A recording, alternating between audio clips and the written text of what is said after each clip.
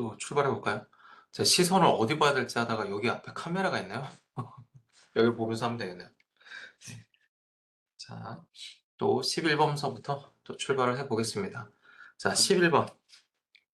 간이가세자와 면세사업자는 어떤 차이인가? 이것도 정말 많이 여쭤보시는 내용이에요. 현실에서는 혼용해서들 많이 쓰시는 경우도 좀 봤었는데 한번 차이를 볼게요. 네. 간이가세자는 어쨌든 과세사업자입니다. 과세사업자의 대표적인 사례는 일반 가세자죠. 일반 가세자인데 간이가세자도 엄연히 가세사업자의 일종입니다.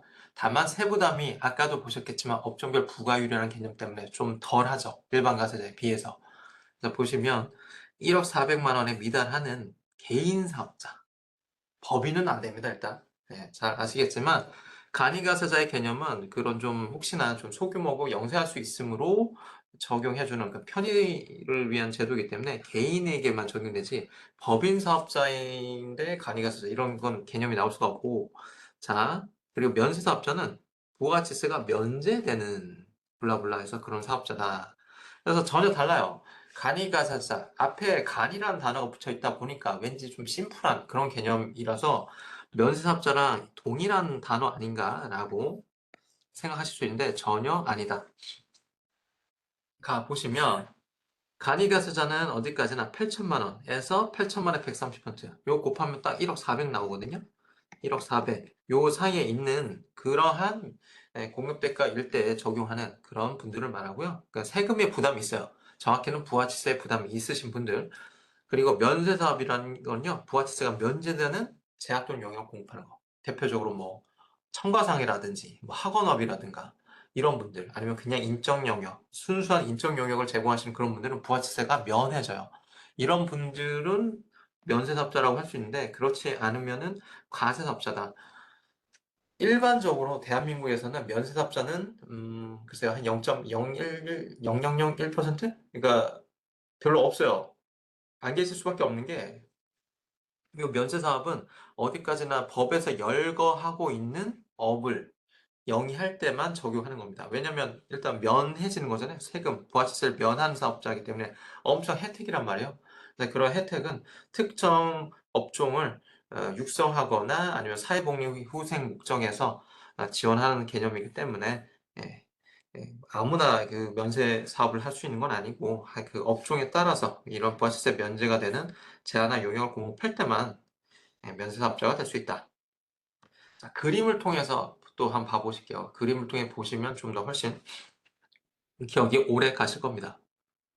자, 부가세 과세냐 면세냐 해서 보시면 자, 맨 왼쪽에 과세 사업자가 있어요. 그리고 맨 오른쪽에 면세 사업자가 있어요. 이 둘의 개념은 이런 느낌이에요. 이렇게 화살표가 딱딱 있으면 대꾸를 이룬다라고 해야 될까? 대칭이죠, 대칭. 가세사업자와 면세사업자는 딱 정반대적인 입장이다. 그리고 이러한 가세사업자는 두 가지 형태로 분류가 되는데, 자, 일반 혹은 간이로 분류가 된다라는 거예요. 그리고 일반 가세자는 어떤 식으로 계산하는지 또 보시면 10%가 가세되는 경우가 있고 영세율이 가세가 되는 경우 있고 이렇게 두 가지로 구분해 볼게요. 일단 사례를 보시면은 소매업을 한다고 가정을 하는 거고요. 비품 110만 원어치 사왔고 여기 부가세 포함되어 있고요. 10% 과세 매출일 때가 있고 영세율 매출일 때가 있고 두 가지 경우가 있어요. 10% 과세 매출일 때는 220만 원. 그래서 부가세세 포함되어 있고 영세 매출, 뭐 해외로 매출하신 게 있었나 봐요. 그래서 그거에 대해서는 100만 원, 또 면세 매출 100만 원 이렇게 있다고 가정을 해보고 지금 이 산식 이 그림에 넣어 볼게요. 자, 일반 과세자 매출 단계에서의 매출세 그리고 10% 과세. 요게 요 사례에서 요게는 어떤 값이 와야 될까요? 뭐 자료는 나갔지만 자료 보시죠. 아마 PDF로 나갔죠 자료가. 그렇지만 여기서 또 화면을 보시면서 같이 한번 떠올려 보시면 좀 기억이 남으실 것 같아요. 10% 과세 매출이니까 여기 요 20만 원 요거 들어오겠죠? 아 일단 이것도 보시고 매출세액에서 매입세액 빼면 납부세액인데 요게는 어떤 게 들어오면 쏙 20만 원이 들어올 거고 매입세액은 여기 비품 구입할 때 110만 원 부담한 게 있으니까 10만 원 이렇게 쏙 들어갈 거예요. 그럼 여기 20에서 10 빼니까 10만 원 나오죠? 그럼 최종적으로 납부세액이 10만 원만큼 발생했네라고 말을 할 수 있죠. 그쵸? 이렇게 말할 수 있는 거고. 그럼 영세율 매출만 있었다고 가정해 볼게요. 일반 과세자가. 자, 매출세액은 0이죠. 영세율이 말이 뭐 어려울 게 아니라 이 0%의 세율이어서 영세율입니다. 자, 매출세액은 0이에요. 왜냐면 100만 원 플러스 0원이죠. 영세율이니까 10%의 개념이 나오지 않으니까. 매입세액은 아까 저 비품 구입할 때 부담한 10만 원 쏙 들어가고. 그러면은 마이너스 10만 원이 나오죠. 여기 앞에 마이너스 숫자가 붙어요. 그럼 최종적으로 아주 이상적인 납세자의 입장에서 아주 이상적인 환급세액이 이때 발생하는 거예요. 매출세액이 0이니까 0 빼기 10만 원은 이퀄 마이너스 10만 원이잖아요. 그럼 세액 앞에 마이너스 자가 붙는다는 건 마이너스 세금이라는 의미고, 마이너스 세금이라는 의미는 세금을 오히려 내는 게 아니고 돌려받는다. 환급의 개념이 나오는 거예요. 이때 환급. 그래서 보통 부가세세 환급 나왔다 하시면은 뭐 이렇게 기분 좋아라 하시고 뭐 그런 게 일단 캐시가 꽂히니까 그죠? 뭐 이런 상황이 있는 건데, 근데 사실 이렇게 영세율 사업자여서 환급이 되면 아주 나이스한 케이스예요. 근데 그게 아니고 요런 일반 과세자 중에 10% 과세자인데 계속해서 환급만 되신다 하면 그건 사실 원칙은 문제가 있는 거긴 해요. 왜냐면 계속 적자라는 의미거든요. 매출보다 매입이 많기 때문에 환급이 되는 구조란 말이에요. 아무래도. 예, 그런데 물론 뭐 시설비 들었다, 인테리어비 많이 들었다, 특정해. 그럴 때는 뭐 또 매입이 매출보다 더 커서 환급이 날 수도 있지만, 예, 계속적으로 환급세액이 발생한다면 그건 좀 우리가 고민을 해봐야 되는 부분이다. 자, 근데 이렇게 영세율 이어서 여기 매출세액 상단에 0이어서 환급이 되는 구조라면 아주 나이스한 거죠. 이게 적자인 건 아니죠. 적자여서가 아니라 그냥 수출이기 때문에 수출 등 영세율의 대표적인 사례가 수출이니까 그런 경우에 환급이 되는 구조니까 이제 이때가 아주 나이스한 상황이 될 거다. 자, 그럼 간이가세도 한번 볼게요. 1.5% 들어가 있는데 아까 우리 업종별 부가비율 개념 같이 공부해 봤잖아요. 예, 소매업이라고 가정했으니까 이때는 15%이기 때문에 10% 곱하기 1.5 해갖고 1.15% 해갖고 1.5가 나왔고, 그러면 공급대가 110만 원 저기 쏙 넣어서 110만 원에 1.5 곱해갖고 33,000원이 이렇게 쏙 들어가는 거고, 그 다음에 매입세액은 우리 220만 아니 100 어딨죠? 비품구입 110만 원에 아까 1000분의 5였죠? 1000분의 1을 쏙 곱해주면은 5,500원 값이 나옵니다. 33,000원에서 5,500원 빼니까 27,500원 나와요. 그래서 최종적으로 납부세 27,500원. 여기서도 확실히 얘랑 얘 이렇게 차이가 확실히 난다는 걸 우리가 알 수 느껴보는 거고, 그러면 간이가세자인 경우도 영세율이 적용되냐? 가능합니다. 가능합니다. 그래서 영세율 0% 과세가 될 수 있는 거고, 이때는 당연히 0이 매출세액 요 란에 0이 들어오는 거고, 매입세액 란에 여전히 5,500원 기재는 될 수 있겠지만, 그 결론은 환급은 안 돼요. 왜 0 빼기 5,500원에서 여기에도 왠지 마이너스 5,500원 이렇게 적혀야 될 것 같잖아요. 여기 마이너스 10만 원 사례처럼. 근데 마이너스 5,500원 이렇게 해서 환급이 되지는 않습니다. 간이가세자는. 왜? 이미 간이가세 자체가 엄청난 혜택이란 말이에요. 그런데 이런 환급까지도 주면은 너무나 과세 형평에서, 예, 오히려 상대 간이가세 아닌 사람들, 일반 가세자가 너무 좀 아무래도 불편한 지위에 놓이게 되는 거죠. 좀 과세 형평상 너무 불리할 수밖에 없죠. 그러다 보니까 간이가세자는 환급까지는 안 돼요. 그래서 사업자 등록 신청을 하실 때 만약에 정말 나는 영세율 매출밖에 없을 거다, 뭐 수출밖에 없을 거다, 그래서 환급이 될 수밖에 없을 거다, 그런 경우에는 일반 가세자로 사업자 등록 신청하셔서 사업하시는 것도 하나의 좋은 방법이에요. 왜냐면 간이 가세자는 아예 환급이 아예 안 되는 구조니까 그것도 한번 보시면 될 것 같고요. 자, 이제 면세 사업 나왔는데 가세 사업의 정반대 입장. 자, 보면은 매출세액은 아예 X 표시가 돼요. X 표시. 이건 뭔 말이냐? 면세니까 말 그대로 세금의 부과가 면제됐잖아요. 그럼 매출세액 자체도 아예 나올 개념의 여지가 없죠. 예, 면세 매출 100만 원. 예, 플러스 X라고 할게요, 저는. X예요. 그러니까 매출세액 부과되는 개념이 아예 성립될 수가 없어요. 세금이 부과되지 않는 사업자니까. 부가세가 부과되지 않는 사업자니까. 그럼 매입세액은 어떻게 되냐? 10만 원 뭐 적을 수는 있겠지만 납부세액은 일단 안 나오겠죠? 면세니까 말 그대로. 얘는 뭐냐면 그 비품 사올 때 110만 원 중에 10만 원만큼 원래 10만 원 공제 받잖아요. 왼쪽 요런 사례들 보면은 10만 원 공제가 아예 안 된다 해서 불공제라고 명기를 합니다. 이거 무슨 말이냐? 공제는 깎는다는 의미죠. 깎아준다는 의미죠. 근데 깎아준다는 건 위에서 과세가 되니까 밑단계에서 깎아주는 개념이란 말이에요. 그죠? 상식적으로. 근데 위에서 X래. 즉 과세를 하지 않는데 근데 밑에서 공제를 한다? 그건 말이 안 되는 거예요. 따라서 위에서 X니까 여기서 밑단계에서 아예 공제 자체가 없습니다 해서 불공제라고 불러요. 이제 결과값은 어쨌든 납부세액은 X다. 아예 납부할 세금 자체가 없다. 그러면 이렇게 부를 수 있겠죠. 환급세액은 없으나 면세이기는 하다. 라고 말할 수 있겠죠. 그래서 이 하단에 맨 밑에 하단에 각각의 결과값에 따라서 이게 좀 차이가 있다. 이렇게 좀 숫자로 보시면 좀 더 명확하실 것 같아서 한번 이런 사례를 만들어 봤어요. 이걸 통해서 이런 간이와 현실에서 좀 많이 헷갈리시는 간이와 면세의 차이도 확실히 구별해 보시고 과세 사업자와 이 면세 사업자의 차이, 전반적인 차이도 한번 느껴보셨길 바랍니다. 자, 또 가볼게요. 자, 간이가세자. 연 매출액이 4,800만 원 미만이다. 그러면 납부 의무가 부가치세 납부 의무가 없다는데 지금 면제된다는데 그러면 신고를 꼭 해야 하나? 어떨까요? 예, 납부할 건 없어. 납부할 건 없지만 그럼에도 신고는 해야 하나?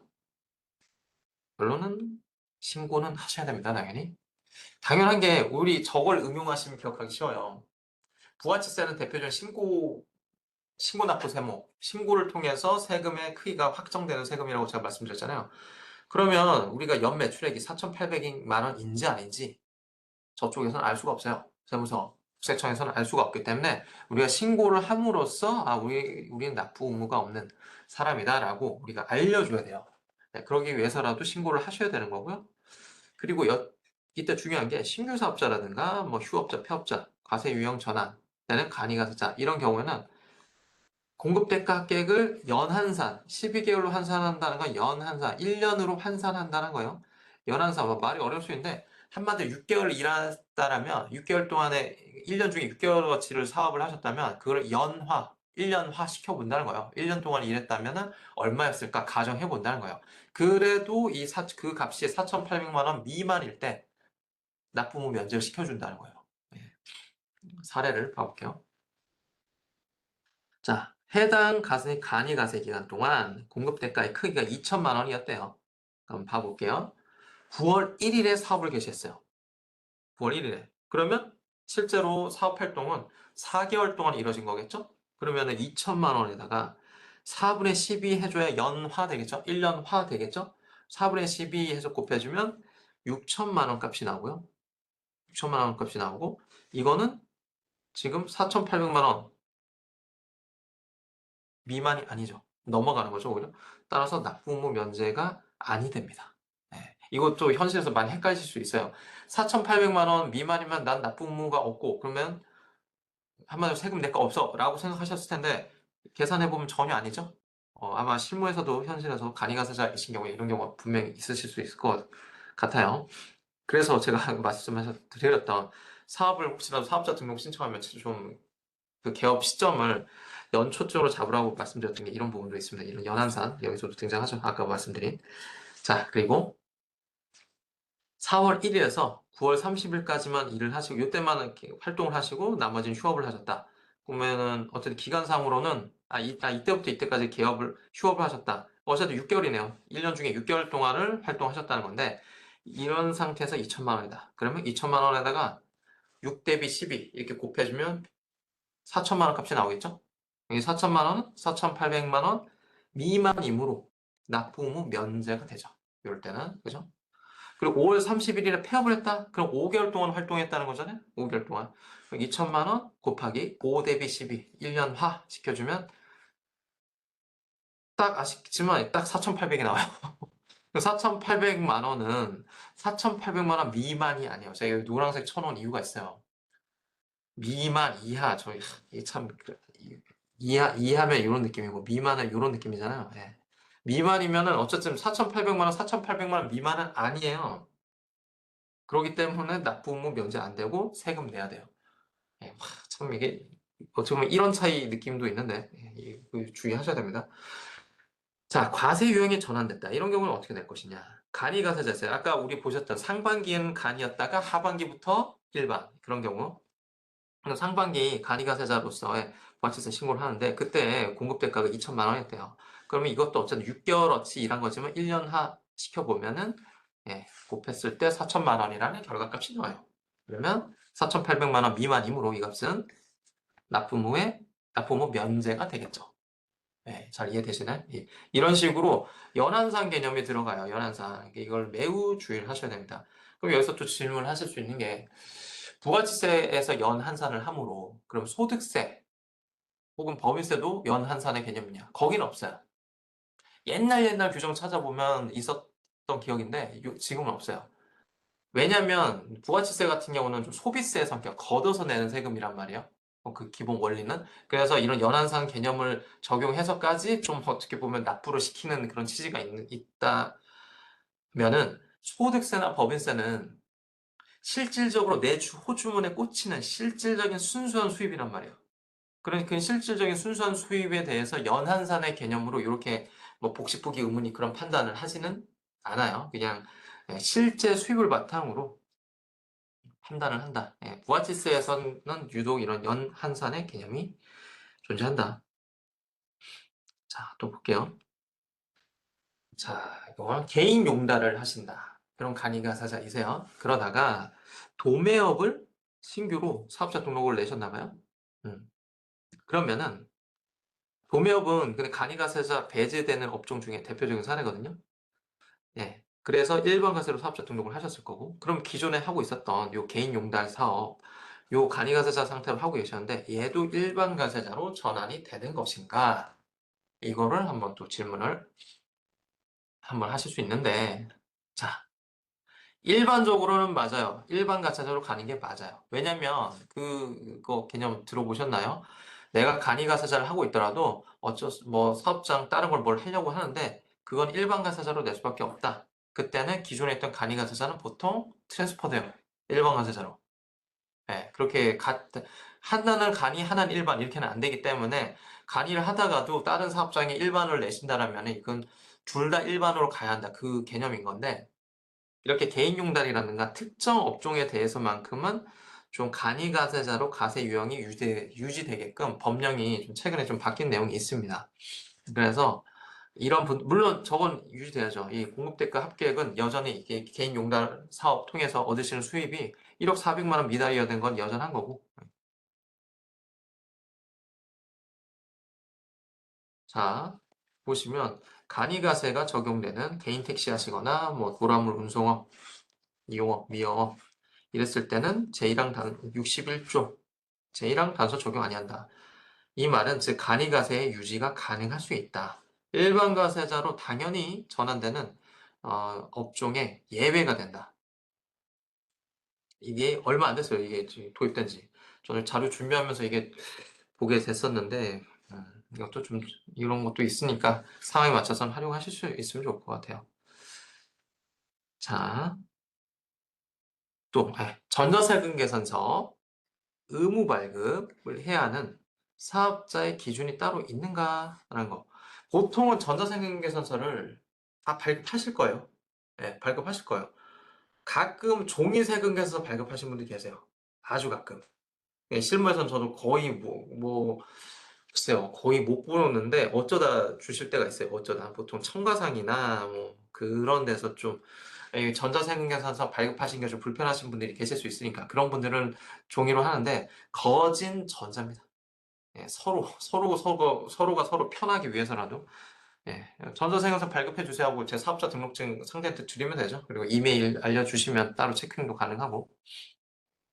근데 의무 발급을 해야 하는 따로 어떤 기준이 있는지 이런 거는 자 직전 연도 공급가액 전체 합계가 8천만 원 이상인 개인 사업자는 발급을 해야 합니다. 법인 사업자는 당연히 물론이고 그리고 만약에 이걸 제가 굳이 의무 발급해야 하는 이 이야기를 왜 실었냐면 전자로 발급해야 하는 이런 전자로 발급해야 하는 당연히 그러한 전자로 발급해야 하는 의무가 있는 분이 종이로 발급을 해버리면 1% 가산세가 있을 수 있어요. 공급가액의 1%.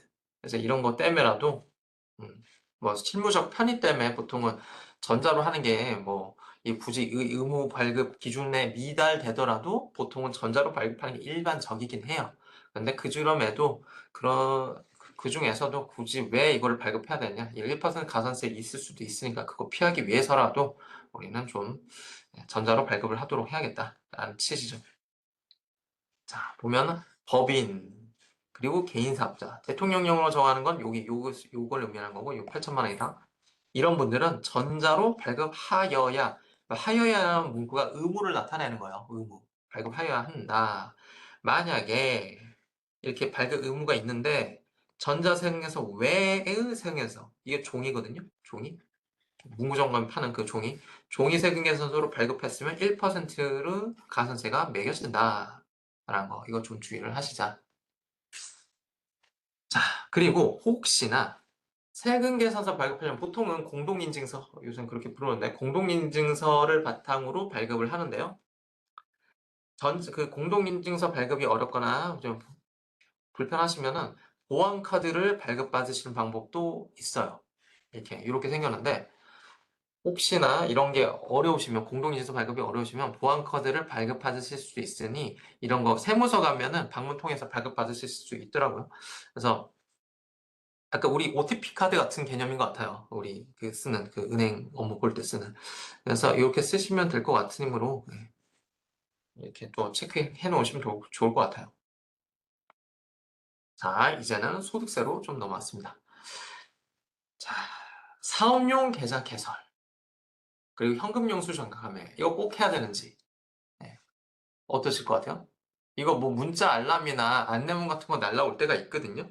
음, 어떨까요? 사업용 계좌 개설, 현금용 수령 감매 꼭 해야 하나? 의무인가 아닌가? 자, 한번 볼게요. 일단 기본적으로는 저는 일단 제 스타일로 치면은 일단 둘 다 해놓으시는 걸 추천드립니다. 둘 다 해놓으시는 걸 추천해요. 의무 대상은요, 원칙적으로 사업용 계좌는요, 복식부기 의무자만 개설 신고하면 돼요. 예, 그리고 현금 영수증 같은 경우도요, 소비자 상대하는 업종이 따로 정해져 있거든요. 그런 분들만 의무적으로 가입하게끔 돼 있어요. 그래서 여기에 해당이 안 되면 굳이 사업용 계좌 또 현금 영수증 가면 반드시 해야 한다? 그건 아니에요. 법상으로는 그래요. 네, 법상으로. 그런데 현실적으로, 실무적으로 말씀을 드리면 그냥 처음 사업자 등록 신청하시자마자 둘 다 해놓으시는 걸 추천을 드립니다. 네. 왜냐면은 다른 게 아니라 이거 언젠가는 복식포기의무자는 소득세법 개념인 건데 간편장부 대상자였다가 투 복식포기의무자 이렇게 가잖아요. 이것도 매출이 올라가면 이런 분들이 이런 개설의 기한, 복식공기 의무자가 사업용 계좌를 개설해야 되는데 이 기한을 넘기는 경우가 있어요. 국세청에서는 보통 알람 가는 걸로 가겠습니다. 아니면 안내문도 보내주고. 근데 우린 잊어버리죠. 잊어버리고 해서 그래서 무슨 불이익이 생기냐? 이게 생겨요. 감면, 배제, 단순경비율 적용, 배제. 소득세 계산할 때 엄청 중요한 부분이거든요. 이런 것들. 이런 걸 해야 할 걸 하지 않음으로써 감면 받을 걸 못 받고 단순경비율 적용받을 걸 못 받을 수가 있어요. 얘네가 이런 것들이랑 연결돼요. 이 사업용 계좌랑 현금용 수준 감면했니 안 했니가 이런 것들이 영향을 줘버려요. 그 법을 그러니까 이걸 굳이 왜 이 법을 만들어지는 아직도 저는 이해는 안 되는데 아무튼 이렇게 해놨습니다. 예. 그래서 현실에서는 아직도 기억나는 사례인데 그분이 영상 제작하시는 분이었는데 또 저런 걸 좀 파시려고 했어요. 뭐 신발 같은 걸 파시려고 뭐 사진 촬영업이었나? 사진 촬영업이었을 거예요. 영상 제작업이 있으면서 또 사진 촬영업. 비슷해 보일 수 있는데 좀 약간 세 분류는 달라요. 그거를 저한테 따로 말씀 안 하시고 그냥 업종 추가를 하셨나 봐요. 음. 근데 그런 사진 촬영업 같은 경우는 대표적인 현금 영수증 가맹 업종이에요. 예. 그리고 현금 영수증 가맹은 언제 하냐? 그런 업종이 이런 현금 영수증 가맹 업종을 업종 추가하고 석 달 이내 정도에 그 현금 영수증 가맹 신청을 해야 되는데 그걸 안 한 거예요. 네, 안 했어요. 그래서 어떤 일이 벌어졌냐? 그 영상 제작업인은 참고로 정보통신업에 들어가고요. 정보통신업은 이따도 설명드릴 요새 잘 아시는 창업 감면 들어보셨죠? 중소기업인 경우에 창업 감면이 그냥 항상 되는 건 아니고 요건 다 검토해야 되는 건데 창업 감면을 받을 수 있는 건데 창업 감면 받을 걸요 못 받았어요. 왜 못 받냐? 신고 안내문에 아예 뜹니다. 이렇게 사업용 어디 갔어? 현금영수증 기합 계산 현금영수증 가맹 대상자인데 가맹이 안 됐다 뭐 그런 메시지가 떠요. 그러면은 나중에라도 그럼에도 그런 거 무시하고 이거 넣어버리면은 연락 오겠죠 또? 그 감면 되니 안 되니 또 다툼이 일어날 건데 그렇게 되는 거예요. 그래서 이런 문제가 생깁니다 현실에서. 그렇기 때문에 내가 이런 소위 의무 대상자일 때에 하겠다라는 생각보다는 그냥 사업자 등록 신청하시고요. 그냥 하시길 바랍니다. 사업용 계좌 개설, 현금용 영수증 감행 되어 있는지 체크하시고 꼭 하시길 바라요. 그리고 또 보통 이건 잘 하시겠지만 사업용 카드 등록, 사업용 카드 등록. 이거는 이 세 가지는요. 총 1번, 2번, 3번 요 세 가지는 제가 뭐 저한테 좀 해주실 말 없으신가요? 세무사님 뭐 이렇게 좀 들을 때가 있을 거잖아요. 그때 하는 항상 제가 단골로 하는 말이에요. 요 세 가지. 요거는 반드시 해놓으시라. 각각 개별적인 상황이 다르기 때문에 각각의 상황에 맞춰서 상담을 하겠지만 그래도 좀 제가 좀 챙기면 좋을 내용이 없을까요? 해서 여쭤보실 때 항상 하는 말입니다. 개인 사업자에 한정하는 거예요. 법인 사업자는 참고로 사업용 계좌 같은 경우는 알아서 법인 계좌가 등록이 될 수밖에 없어요. 은행 단계에서부터 등록이 되거든요. 하지만 개인 사업자는 사업용 계좌 개설이라는 거를 개인이 별도로 해줘야 돼요. 자, 은행 가서 뭐 이름 적혀 있고 가로 안에 상호 적혀 있고 그런 통장을 발급받았다고 사업용 계좌 개설한 게 아니에요. 홈택스, 국세청 홈택스에 사업용 계좌를 업로드 시키는 거예요. 그 행위를 했을 때 그걸 개설했다고 하는 거예요. 혹시나 혼동하시면 안 되고. 그래서 이렇게 동그라미 1, 2, 3번은 반드시 해놓으시기 바랍니다. 제가 아직도 그게 감면이 그때 꽤 컸거든요. 받을 걸 못 받았어갖고 그분도 좀 웃을 일이 아닌데 좀 허탈해서 낙담을 하셨었던 그 기억이 나서 그리고 단순경비율 적용도 마찬가지예요. 얘는 어떨 때 현금 영수증 감행을 또 안 해놓으면은 단순경비를 받을 걸 못 받아요. 단순경비는 뭐죠? 내가 장부를 기장하지 않더라도 알아서 그 어느 정도 빼줄게 뭐 그런 개념이란 말이에요. 근데 그걸 받지 못하면은 실제 장부로 가야 되는 건데 뭐 이런 장부 작성 비용도 그렇고 실제 비용이 단순경비를 거의 못 미치는 경우가 있단 말이에요. 그런 거 감안하면은 단순경비를 받을 수 있는데 못 받았다? 그것도 엄청 불이익이기 때문에 반드시 이런 것들을 해 놓으시기 바랍니다. 근거에서 보시면 사업용 계좌 신고해야 할 사람이 안 했다. 현금영수증 가맹자 가입하여야 할 의무라는 거죠. 그러한 사업자가 이를 이행하지 않았다. 그럴 때에는 해당 가세기업 사업장에 대해서 6조랑 7조를 적용 아니한다. 이게 뭔 말이냐면 이게 추계가세시의 감면 배제라는 건데 감면을 배제한다는 거. 이 6조, 7조는 뭐냐면 6조가 그 청년 창업 감면이라든지 그런 창업 감면을 말하고 7조는요 중소기업 특별세액 감면이라는 게 있거든요. 이것도 우리 일반적으로 좀 받기에 좀 용이한 그런 감면되는 조세특례제한법 중에 하나인데 이런 걸 받을 걸 못 받아버려요. 이런 걸 제때 안 함으로 인해서 반드시 해놓으시기 바랍니다. 자, 그 다음 현금용 수준 가맹점으로 가입할 사람이 가입을 아니했다. 그러면은 단순경비를 적용 안 된다. 이거 굳이 왜 만들었는지 모르지만 아까 덧붙여서 현금용 수준 가맹 제대로 안 해놓으면 이렇게 또 불이익이 있을 수 있다. 조심하셔야 한다. 음. 자, 그 다음 공동 명의로 사업자, 공동 사업하시는 경우도 계죠. 그렇게 사업을 하셨을 때 부대표자 명의로 사업용 카드 등록하는 것도 가능한가? 음, 당연히 가능하도록 바뀌었어요. 이게 원래는 안 됐어요. 예전에는 이게 2018년인가 19년인가 그때서부터 바뀌어갖고 어떻게 해야 되냐? 홈택스에서 부대표자 개인 아이도 개인 아이디로 등록하면 가능합니다. 주대표자가 있을 거잖아요. 그 누구누구 외 1인 할 때 누구 홍길동 있으면 홍길동 외 1인 사업자 등록증에 공동 사업을 하면 이렇게 기재가 되거든요. 그래서 이 땡땡땡은 이 주대표자가 되는 거고 외1인에서 이 사람이 부대표자가 되는 건데, 이 부대표자, 이제 주대표자 명의로 보통 이분의 주민번호로 되어 있는 카드, 삼용 카드를 등록할 거란 말이에요. 근데 이분 외에도 이분도 당연히 삼용 그 경비를 쓸 거 아니에요. 그럼 이분의 명의로 되어 있는 그 카드도 부대표자의 기준에 따라서 홈택스에 등록이 가능합니다. 단 이때 주의할 거는 부대표자 개인 아이디로 등록을 해야 돼요. 당연하죠. 이분이 쓰고 계신 거는 이분 명의의 이분 주민번호로 되어 있을 거 아니에요. 그럼 그 주민번호로 되어 있는 홈택스에 등록을 하려면 이분 아이디로 등록을 해야 원활하겠죠? 제대로 되겠죠? 자, 구성원의 아이디. 여기서 구성원이라면 요 부대표자의 아이디로 홈택스에 로그인을 해야지만 카드 등록이 가능하다. 여기서 보면 여기 때네요. 벌써 2018년 12월부터네요. 구성원 명의의 카드도 등록 가능하다. 그닥 오래되지 않았죠? 그닥 오래되지 않았죠? 이게 19년, 18년 저도 그렇게 기억났었는데 이때부터였어요. 꼭 해놓으시길 바래요. 공동명의를 하고 계실 때는. 자, 그리고 이 화면도 같이 한번 보고 싶었는데, 자, 부대표자 명의로 카드 등록한 경우. 일단 부대표자의 개인 그 아이디로 지금 로그인해서 들어와 있는 상태고, 그 상태에서 그 돼 있는 화면을 제가 캡처해서 갖고 온 건데, 여기서 보면요. 이거 한번 같이 보시면 처리 상태 등록 접수 완료 이렇게 돼 있잖아요. 이건 등록 접수, 그러니까 내가 등록을 했다. 그리고서 이 홈택스상에 접수가 됐다. 그걸 의미하는 거지. 처리 완료랑 달라요. 처리 완료랑 달라요.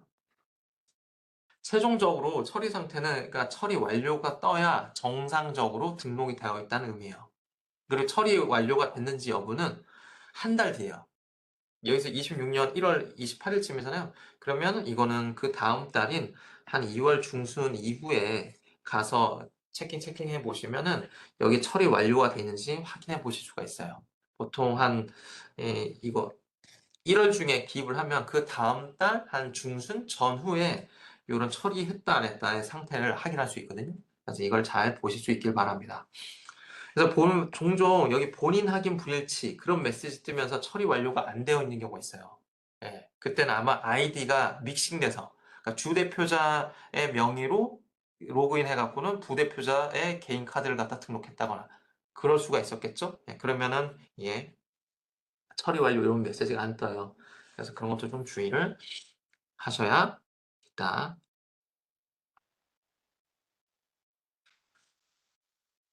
그럼 사업용 카드를 등록해요. 그리고 등록한 카드를 기반으로 우리가 경비를 쓴다 이거요. 그러면 그거는 모두 사업용 경비가 될까요? 어떨까요? 어떻게 생각하시나요? 자, 답을 보시면, 자, 뭐 뻔한 말이긴 하지만 사업과 직접 관련된 비용만 경비로 인정됩니다. 사적 사용, 가사용이죠. 그리고 사업과 무관하다 싶은 거는 사용 내역이 있을지언정 경비로 인정은 안 된다. 뭐 당연한 얘기지만 또 높아지면 말씀드려요. 업무 무관 혹은 가공 경비 이런 것도 무섭죠. 그러니까 청구인 개인의 교통비라든지 이런 것들은 사업과 명백하지 않다는 거예요. 그러면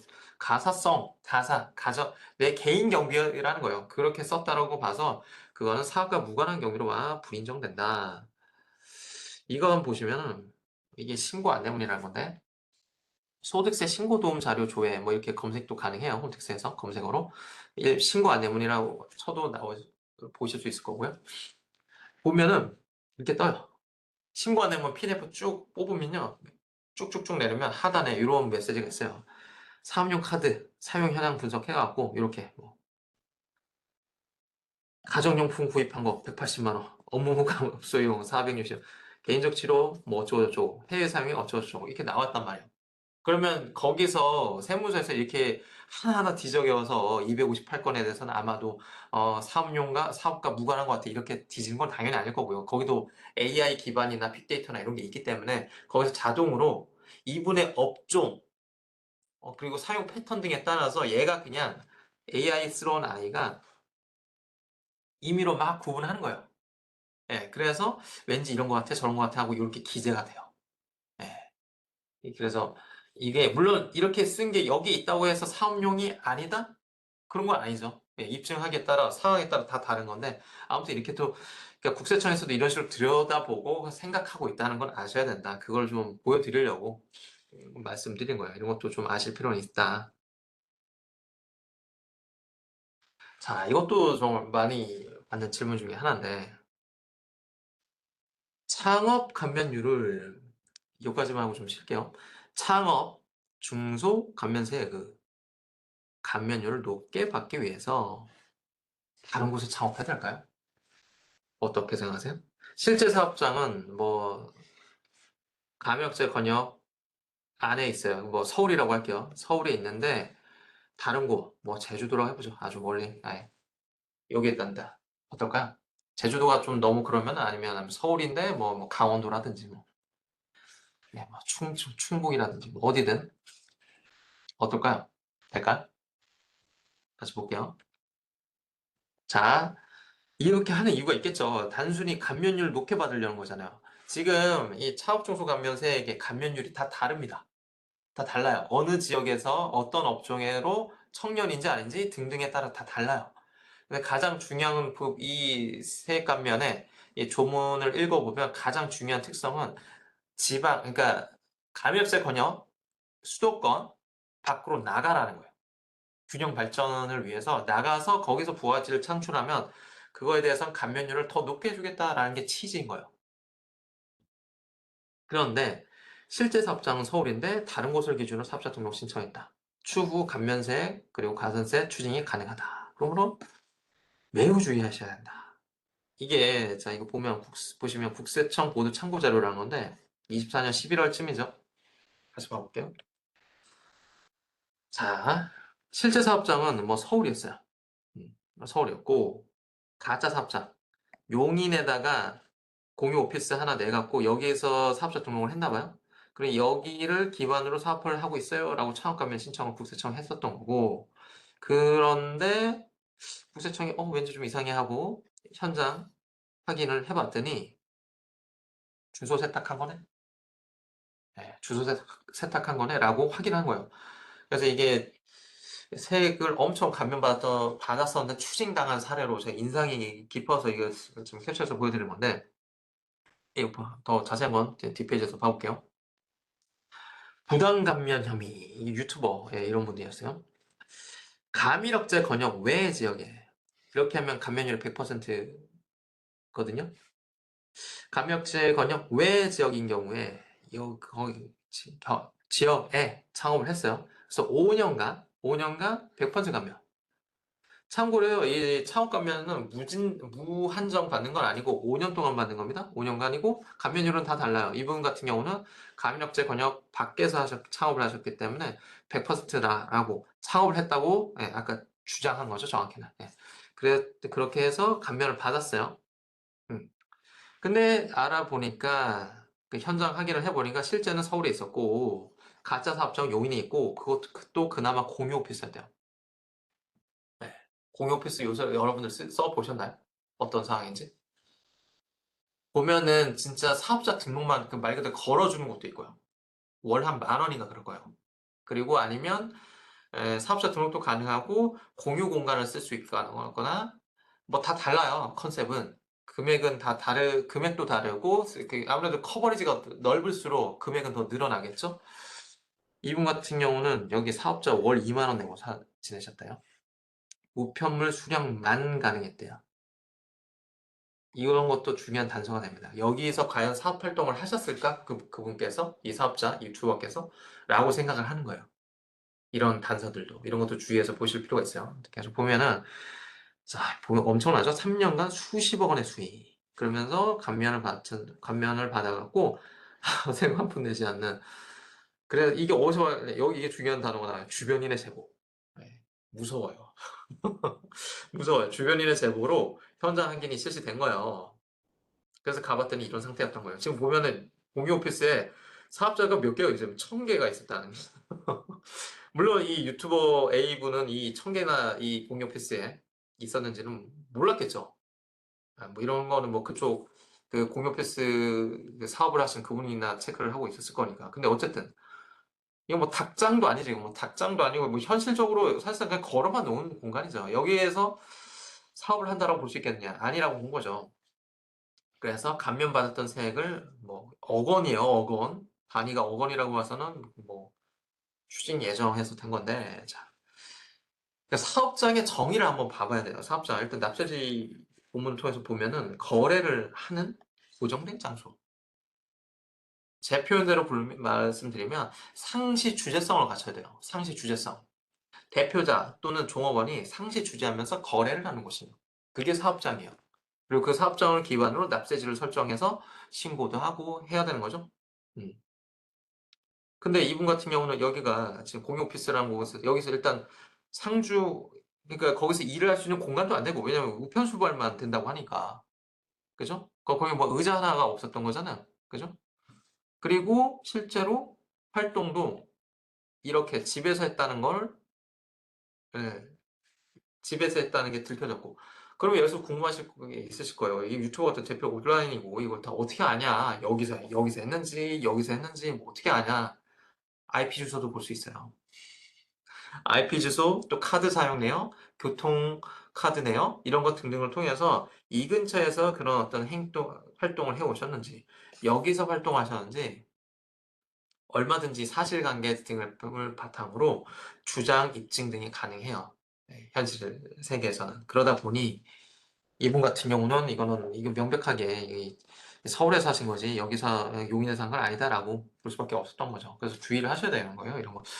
이거를 이게 좀 어디 예전에 다른 기관 가서 멘토링 하면서 그 세무 쪽 아니신 분이셨는데 그 분야 멘토링 분야가 그런 분도 그냥 감면율 받기 높게 받을 수 있대. 이 멀리 나가면 나갈수록. 그러니까 이런 식으로 뭐 약간 컨설팅 비스무리하게 하고 계신 거예요. 제가 좀 놀랬어 갖고 그래갖고 예, 이게 6하원씩이 다 맞아야 되는데 그 실질 과세원 책이죠. 실질 과세. 실질에 따라서 과세를 한다는 건데 그리고 실질에 따라서 우리가 서류를 작성하고 그 페이퍼 작성하고 신고서 작성하고 그게 기본값인 건데 예, 이렇게 하면 안 되겠죠. 예, 그 매우 조심하셔야 됩니다. 이거 매우 조심하셔야 돼요.